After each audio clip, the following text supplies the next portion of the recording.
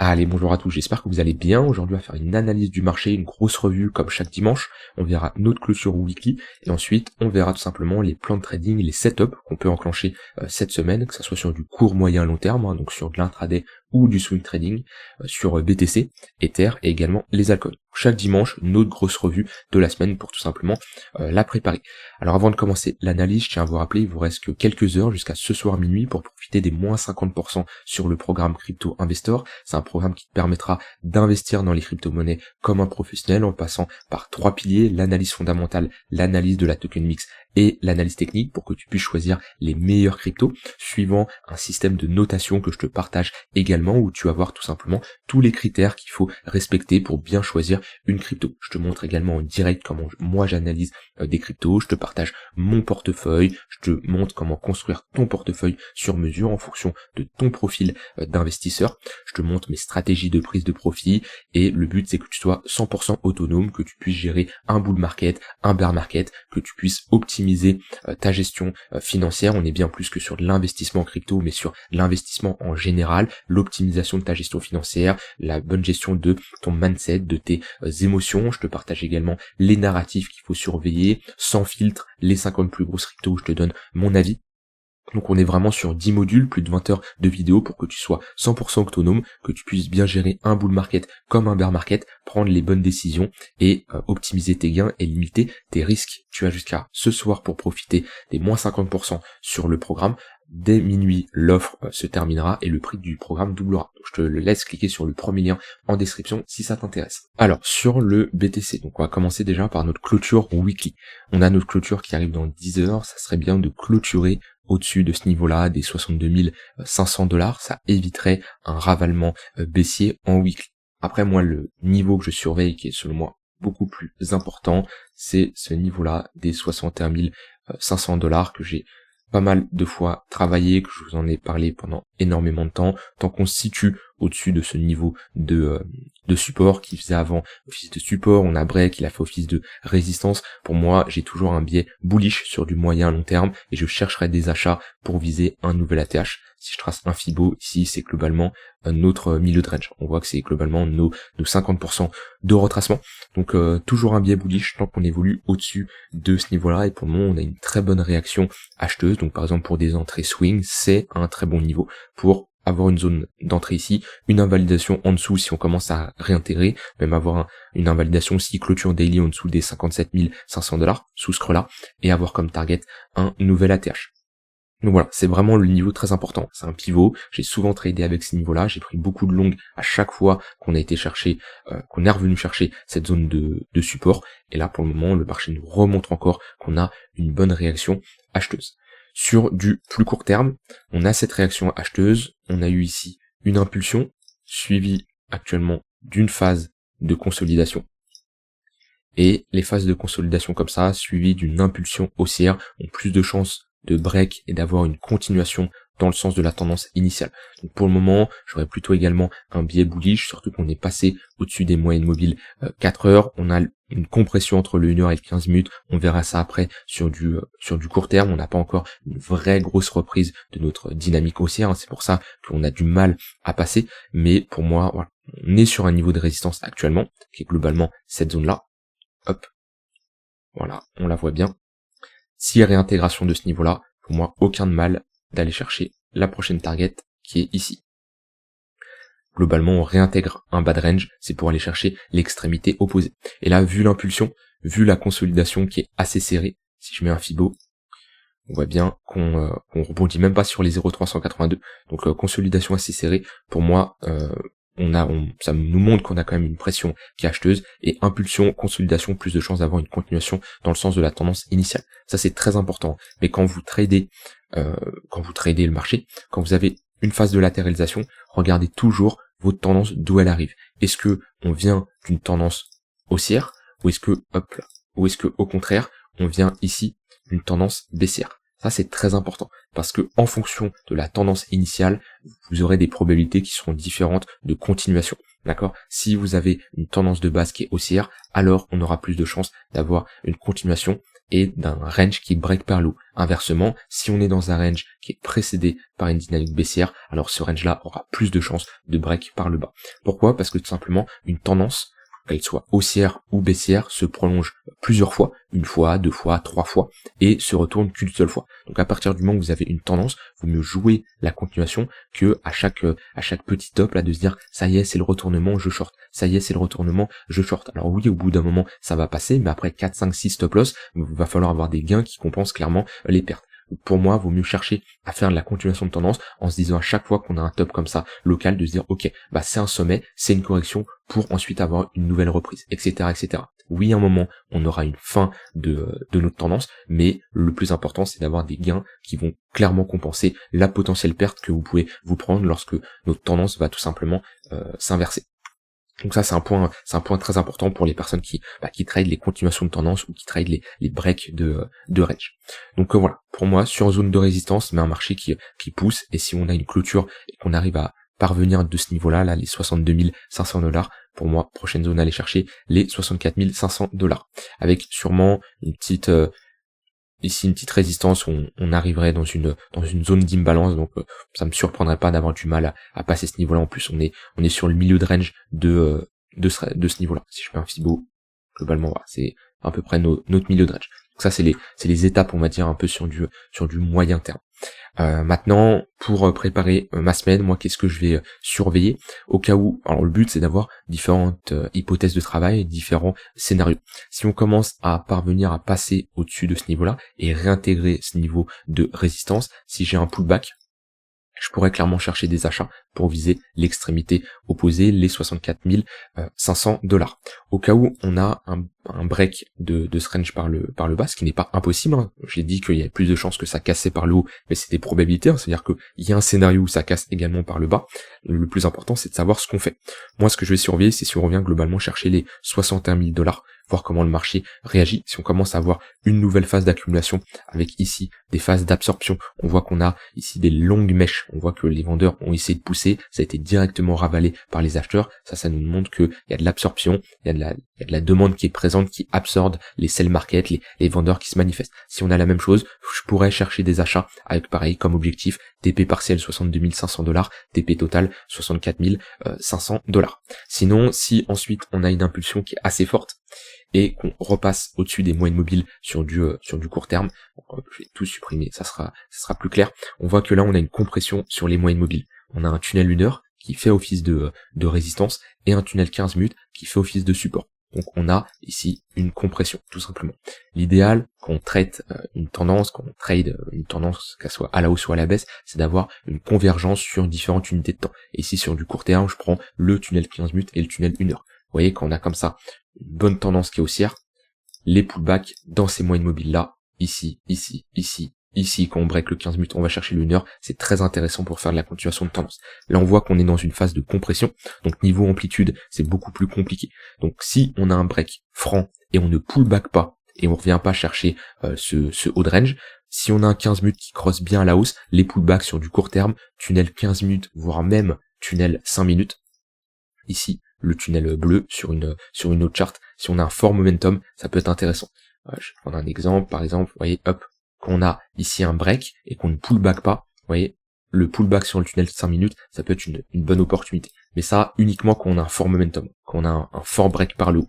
Hop, ici on pullback à l'intérieur. Alors que ça soit à la hausse ou à la baisse. Hein. Vous voyez, là il y a assez. Hein. Alors là, on est vraiment sur de l'intraday, sur du scalping. Ici, moins 0,6%. Sur du scalping, ça peut le faire. Voilà. Hop, fort momentum, fort baisse. Vous voyez, hop. Ici, opportunité de short. Ici, opportunité de short. Mais ça, uniquement quand on a une forte impulsion baissière. Vous voyez ici, le tunnel 5 minutes qui lead toute la tendance baissière. Mais encore là, on n'a pas un fort momentum. On descend doucement. Moi, je préfère vraiment quand on a un pump très fort, comme ici. On voit qu'on pull back dedans. C'est intéressant pour chercher des achats. Mais attention, quand on commence à avoir des moyennes mobiles qui commencent à être plates, ici, un tunnel qui commence à être plat, ça devient moins intéressant. On voit qu'on a une perte au niveau du momentum. De toute façon, on le voit au niveau de la verticalité des moyennes mobiles. Ici, ils sont très verticales. Donc ça nous montre qu'on a un fort momentum. Et ici, ça se calme. Donc voilà, globalement ce que je vais surveiller sur les marchés au cas où on a une forte impulsion. On a des annonces économiques également, j'en ai pas parlé, mais qui arrivent. This week, on a l'inflation aux États-Unis qui sera jeudi 10 octobre, donc qui aura de l'impact sur la décision des taux d'intérêt qui est prévue début novembre. Donc on peut s'attendre à de la volatilité suite aux annonces qui seront publiées. Donc voilà globalement comment je prépare cette semaine de trading selon moi, plutôt un biais acheteur actuellement sur le marché. Après, si j'ai des setups de reversal ou autre, vous voyez là, je surveille, on n'est pas loin de notre previous daily high, donc si j'ai une prise de liquidité, réintégration, je peux être sur une bonne zone pour chercher des shorts, parce que je suis sur une extrémité haute. D'ailleurs là où j'avais pris, là où j'avais TP, là où j'avais clôturé mon long, on voit que le marché a plutôt réagi à la baisse, c'est normal, on est sur une extrémité ici, et souvent on peut s'attendre à une réaction vendeuse. Donc si on me fait une pattern ici, prise de liquidité, réintégration, je pourrais clairement chercher des shorts, mais sinon globalement, d'un point de vue biais directionnel, je vais plutôt avoir un biais bullish avec, vous l'avez vu, les prochaines targets. Maintenant, si on va chercher ces targets-là, donc les 64 500 $ qui sont à l'intérieur de notre zone de rechargement de short, de Fibo, donc entre les 0,118 et 0,786, c'est déjà une zone de résistance, et ce qui va fort surveiller, c'est comment le marché réagit. Techniquement, une zone de rechargement de short, si les vendeurs veulent faire un sommet plus bas que le précédent, c'est dans cette zone qu'ils vont se manifester. Donc on va fort surveiller comment le marché va chercher cette zone. Si on y va et qu'on a une consolidation, qu'on fait toujours des creux des sommets de plus en plus haut et on voit aucune réaction vendeuse avec des moyennes mobiles qui font toujours office de support, on pourra faire de la continuation de tendance, chercher des achats sur l'intraday. Si par contre on commence à proposer des patterns de retournement, on break des gros niveaux, on passe sous les moyennes mobiles, là on pourra clairement construire des shorts pour avoir un retracement. Voilà, j'ai tout dit sur le BTC, rien d'autre à ajouter. Vous avez globalement mes plans swing et intraday, mais je vais surtout m'adapter en fonction de comment le marché va break ce niveau-là. S'il break, s'il pullback, s'il break et il part avec un fort momentum, je jouerai clairement différents setups. Et s'il ne break pas et il consolide longtemps, j'aurai pas spécialement de setup, c'est possible. Et sinon, je vous l'ai dit, s'il retourne chercher les 61 000 $, c'est une zone que je vais surveiller. Voilà niveau BTC de mon côté pour cette semaine. Au niveau d'Ether. Hop. Tac.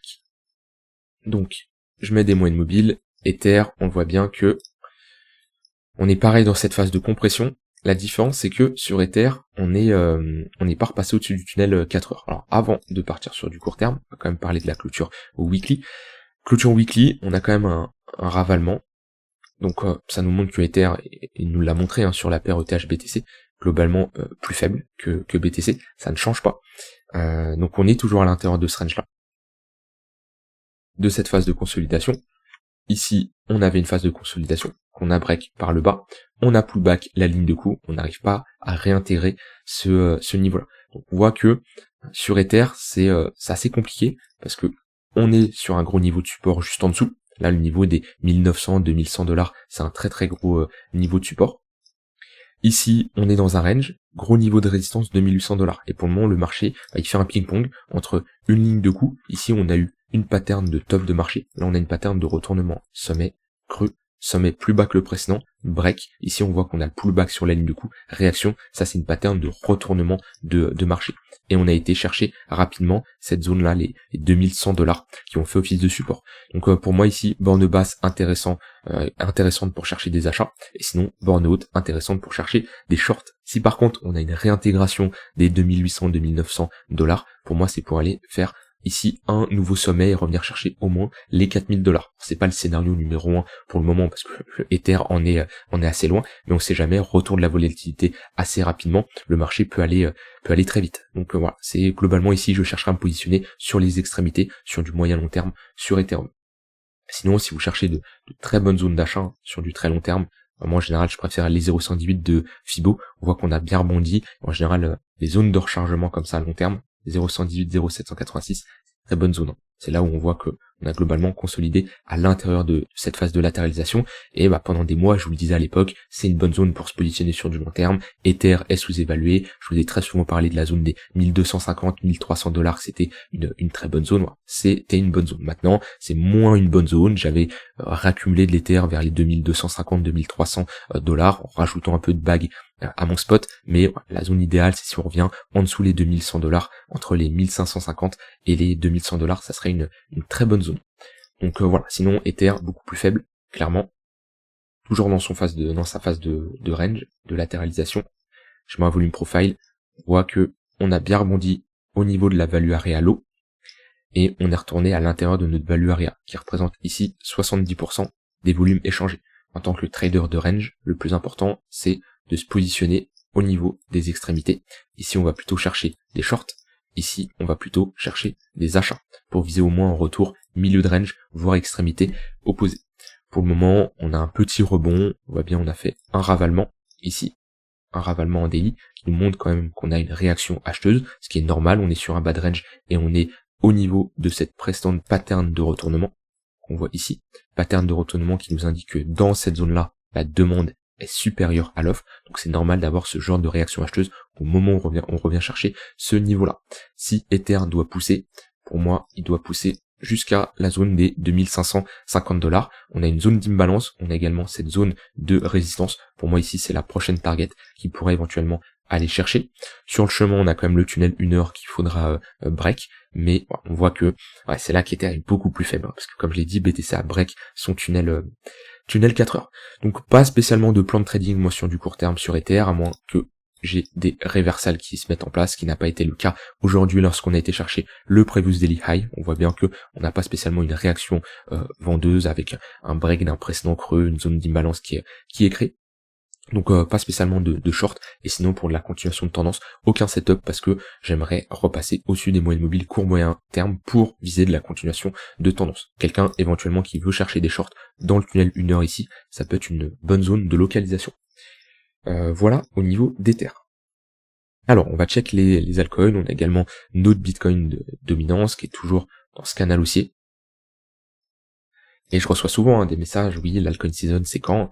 Et je répète assez souvent la même chose, mais pour le moment, il n'y a pas d'altcoin season, parce que pour le moment, on a toujours une Bitcoin dominance qui est en hausse. Et ce qu'il nous faut, c'est une rupture psychologique sur cette charte de cette Bitcoin dominance, avec casser ce canal baissier par le bas. On a également le tunnel daily, ici, alors ceux qui n'utilisent pas des tunnels, mais on peut mettre à la place de ce tunnel daily, hop, on peut mettre une EMA en daily de 250 périodes. Et hop, voilà, on a cette EMA, donc une moyenne mobile de 200 périodes, qui fait toujours office de support. Alors moi, j'utilise pas d'EMA, j'utilise des tunnels Vegas, qui sont des EMA qui forment un tunnel. On voit bien que il fait toujours office de support, et ici, on a toujours une dynamique qui est haussière. Donc compliqué de parler d'altcoin season tant qu'on a ici des creux des sommets de plus en plus haut sur la Bitcoin dominance. Oui, on aura une altcoin season un jour, maintenant la question c'est le timing, c'est quand. Et les hypothèses qui ne changent pas depuis des mois, j'ai envie de dire, soit on va chercher les 0,118, qui est pour moi le dernier niveau qui fera office de résistance. J'ai du mal à voir une Bitcoin dominance s'installer au-dessus des 60%. Maintenant le marché peut rester irrationnel et me donner tort, mais on serait quand même sur des niveaux de valorisation assez élevés pour la Bitcoin dominance. Je répète, la Bitcoin dominance c'est quoi? C'est le market cap de BTC comparé au market cap total des cryptos. Ici, si on prend le market cap total des crypto-monnaies, la Bitcoin dominance, donc le market cap de BTC, représente à l'heure actuelle 58% de l'ensemble du market cap des cryptos. Donc au-dessus de 60% pour moi ça sera surévalué. Donc soit on va chercher ce niveau-là, on a ici une pattern de top de marché et on pourrait éventuellement commencer à parler de retournement et de performance des altcoins. Soit on a un break du canal haussier par le bas et du tunnel daily. Dans ce cas-là, pareil, on pourrait sortir de cette phase haussière et partir dans une dynamique baissière avec comme target ici les 47% de la Bitcoin dominance qui est notre phase on était dans un range ici, on a cette zone de résistance qui fait maintenant office de support. Donc en tout cas, ça laisse quand même une bonne possibilité aux altcoins de bien performer. Mais il faut se souvenir que globalement cette charte est baissière sur le long terme, et là on peut voir ça comme un gros range, mais pour moi avec le nombre d'altcoins qui se créent, on n'est plus comme en 2015, 16, 17 où les altcoins n'avaient pas une grande utilité, même s'il y a beaucoup de shitcoins, d'altcoins qui servent à rien. Le marché évolue, est plus mature, et pour moi je pense que cette Bitcoin dominance tendra vers des chiffres assez faibles sur le long terme. Donc voilà, mais pour le moment, pas d'altcoin season. Au niveau de, on peut regarder Total 3. Hop, je vais enlever ça. Tac. Alors Total 3, on a eu cette pattern de retournement.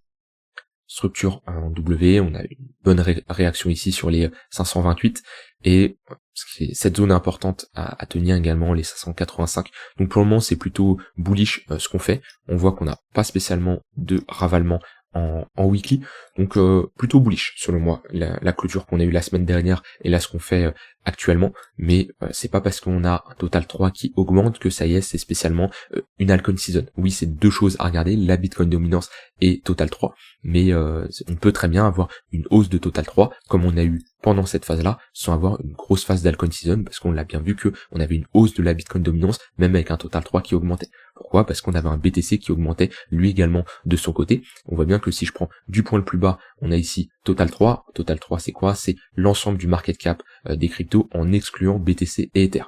Et ce total 3 a fait 150%. Sauf que si je prends BTC et je prends du point le plus bas au point le plus haut, on est ici sur un 340%. Donc on voit que la performance automatiquement n'est pas la même. Et c'est pour ça que on a une Bitcoin dominance qui est en hausse et on n'a pas spécialement d'altcoin season pour le moment. Au niveau des altcoins qui performent bien, cette semaine on n'a pas des altcoins qui sont spécialement sortis du lot, à part APT, qui est une altcoin qui est forte, qu'il faut surveiller, qui a bien pullback sa ligne de coup au niveau de cette pattern de retournement, ici, cette phase de latéralisation. On voit bien qu'on a eu le break, le pullback, une réaction acheteuse, et clairement le niveau à maintenir c'est ce niveau-là. Le niveau des 8,6$, parce que là on a eu prise de liquidité, réaction sur ce niveau de support, break du précédent sommet, on a en plus des moyennes mobiles bien orientées à la hausse, avec le tunnel 15 minutes qui fait office de support. Pour moi ici, on est déjà dans une zone qui peut être intéressante pour chercher des achats, pour viser la continuation de tendance et faire un nouveau sommet, et c'est également notre haut de range, donc techniquement c'est un niveau qu'on ne doit pas réintégrer, parce que si on le réintègre, on aura de grandes chances de revisiter la zone des 7,7$. Donc APT, c'est une altcoin à surveiller. Vous voyez, la dernière fois on surveillait Tao, on surveillait ING, parce que c'était des altcoins qui étaient fortes, maintenant on s'adapte, et quel altcoin sort un peu du lot cette semaine, c'est APT. Et APT enregistre une bonne performance. Alors, Tao fait quand même une performance qui est honorable, parce qu'on s'est bien réveillé avec un plus 17%, d'accord, mais on est globalement sur une semaine dans le rouge, alors que APT fait une semaine plutôt positive. Donc voilà, ce APT à surveiller dans les prochains jours. En tant que trader de tendance, moi c'est ce que je surveille, des altcoins qui ont un fort momentum, qui performent bien, parce que mon but c'est de me positionner sur des altcoins qui performent bien, avec des moyennes mobiles orientées à la hausse, plutôt que des altcoins qui font pas grand chose. Par exemple ici, je peux prendre XRP comme exemple, XRP se fait déglinguer, voilà, tunnel 15 minutes qui fait office de résistance, les moyennes mobiles orientées à la baisse. Alors oui, si je veux short, ça c'est parfait, mais là en tant que acheteur, si je parle d'un point de vue d'une personne qui cherche des longues, on se positionne sur des altcoins qui sont fortes, qui sont dans un flux haussier. Et est-ce que ça m'intéresse de me positionner sur XRP qui a pris aussi cher? Il y en a qui vont dire oui, mais du coup, si elle a pris aussi cher, elle peut rebondir, aller en retard comparé par exemple à un Aptos. Moi, c'est pas comme ça que je vois les choses. Je me dis que si Aptos performe bien, si on a un flux, je préfère me positionner dans le sens du flux. Et le but, c'est pas, il y en a beaucoup qui pensent que trader, c'est acheter bas, revendre haut. Oui, c'est une stratégie et vous pouvez être rentable comme ça. Mais vous pouvez également être rentable en achetant haut pour revendre plus haut. D'accord? Rien ne vous empêche d'acheter sur un pullback ici pour revendre ici. D'accord? Vous n'êtes pas obligé d'avoir 100% du mouvement. Et le problème, c'est que la plupart des gens cherchent à capturer 100% du mouvement. C'est-à-dire se positionner ici et prendre des profits ici. Le problème, c'est, avec cette méthode, vous vous retrouvez souvent à ne pas avoir le bottom parfait, ça vous frustre, vous rentrez au pire moment et vous vous retrouvez à acheter ici et vendre par exemple ici. Alors que moi, je préfère me positionner lorsqu'on a un vrai flux haussier sur des pullbacks, tunnel 15 minutes, tunnel 1 heure ou même tunnel 4 heures pour viser la continuation de tendance. J'ai rien d'autre à dire de ce côté-là. Comme je l'ai dit, Aptos, c'est vraiment l'alcoin qui sort le plus du lot. Au niveau des narratifs, on n'a pas des narratifs qui sont le plus sortis du lot, à part les mêmes coins qui sont un peu réveillés. Alors, pas spécialement cette semaine, mais la semaine dernière, on a eu un WIF ici qui a pris un plus 44%. PEP qui a pris un plus 40%, donc on voit qu'on a toujours de la spéculation sur les mêmes coins, ce qui n'est pas plus mal, enfin c'est pas ce qui n'est pas plus mal, mais il y en a beaucoup qui n'aiment pas les mêmes coins, qui se disent ouais c'est un scam, etc. Ce que je peux comprendre maintenant, s'il y a de l'argent à faire, s'il y a du flux, s'il y a un momentum, bah faut en profiter, et rien n'empêche de trader du WIF, de trader du PEP, même si d'un point de vue fonda ça sert à rien, c'est inutile, ça n'apporte aucune valeur ajoutée à l'écosystème crypto, mais il y a un flux, il y a des acheteurs, et le but c'est de se positionner là où la demande est présente. Et si WIF me montre des signaux pour faire de la continuation de tendance et chercher des achats, bon, en tout cas la charte je la trouve clean, hein. Ici on a notre pattern de retournement, notre pullback sur ce niveau là, une réaction acheteuse, pour moi ça c'est plutôt plutôt pas mal, et ici on a un signal de bottom. Et si je regarde les moyennes mobiles, voilà, on est au-dessus des moyennes mobiles court moyen terme, on a une bonne réaction dans le tunnel 1 heure après avoir été chercher le tunnel 4 heures. Pour moi, pour de la continuation de tendance, on voit que c'est des altcoins qui sont fortes avec un flux haussier. Ça peut être intéressant de chercher à les accompagner. Alors, je dis pas faire spécialement un nouvel TH, mais déjà revenir chercher les 0,118, 3,5 $, c'est une bonne zone de résistance. Donc les mêmes coins toujours à surveiller, ils ont très bien performé ces derniers mois, on voit qu'ils performent encore à nouveau ici, c'est là où il y a de la perf, c'est là où on peut éventuellement faire de la performance. Voilà, j'ai rien d'autre à dire, dans tous les cas je ferai bien sûr des updates cette semaine comme d'habitude en fonction de comment le marché va évoluer. N'hésitez pas à rejoindre le Discord, je vous mets le lien en description si vous voulez échanger en temps réel sur l'évolution du marché, sur vos trades, on peut parler de tout et n'importe quoi, crypto, hors crypto, trading, hors trading, une bonne communauté avec plus de 1000 membres actifs, et ça vous permet clairement de progresser. N'hésitez pas, vous avez jusqu'à ce soir pour profiter des moins 50% sur le programme Crypto Investor, ensuite l'offre expirera et le prix du programme doublera, donc je vous mets le premier lien en description si vous voulez en profiter. Je vous souhaite une très bonne fin de journée, et on se dit à demain pour une prochaine vidéo. Bye bye.